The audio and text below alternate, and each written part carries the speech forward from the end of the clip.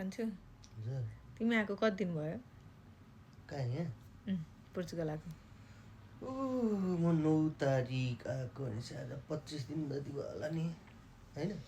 अनि तिमी आधा दिनदेखि पानी पानी छ पोर्चुगलमा होइन यसो कति नि सरे निन्द्रा लाग्छ के भयो तिमी आधा दिनदेखि पानी पानी छ पोर्चुगलमा होइन अनि मनसुन जस्तो भयो नि यहाँ त वहीँ काठमाडौँमा बरु हुन त जाडो त भन्छ अनि जाडो मौसम र पानी पर्दो रहेछ यहाँ त हाम्रो असार साउन मास त म आएदेखि नन स्टप 1-2 दिन खुलिएको थियो राम्रो नत्र सन्नै पानी परेको परे अति साह्रै अनि कस्तो लागिरहेको त पोर्चुगल अहिले अब पहिला नै आइरहेको थियो होइन आउन चाहिँ आउन जान गरिरहेको थियो तर अहिले चाहिँ बस्ने गरिरहेको छौ नि त धेरै अनि कस्तो लागिरहेको बुढी भाटामा बस्दा रमाइलो लागिरहेछ उता छोराछोरी एक्लै छोडेछन् एक्लै छन् भन्दा फेरि कहिले पुगौँ पनि भइरहेछ यो दुधारे हुँदो रहेछ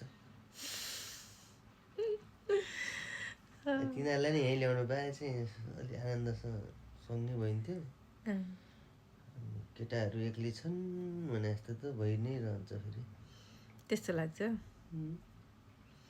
2-4 वर्षपछि त्यसै नि छोडिहाल्छन् नि छोड्न त छोड्छन् तर तिनीहरूले छोड्यो भने त म तिनीहरू जहाँ छन् त्यहीँ जान्छु होला फेरि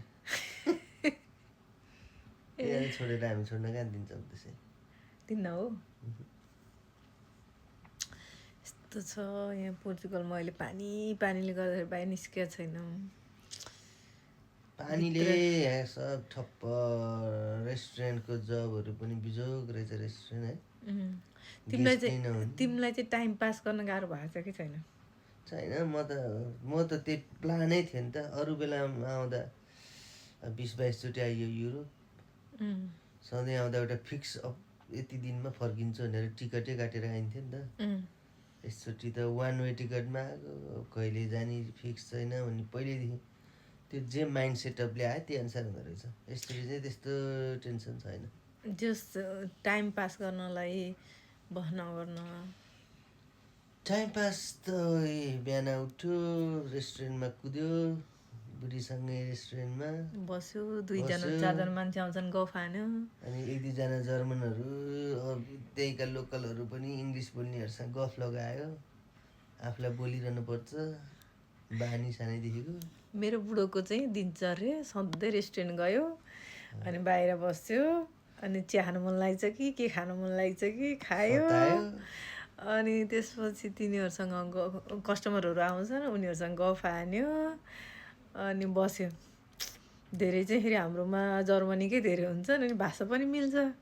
अनि त्यसपछि टाइम गएको थाहै हुँदैन कतिखेर रात पर्छ कतिखेर दिउँसो हुन्छ थाहै पाउँदैन अनि पहिलोचोटि आयो बेला चाहिँ दोस्रोचोटि आयो बेला तेस्रोचोटि आयो बेला त रेस्टुरेन्ट नै थियो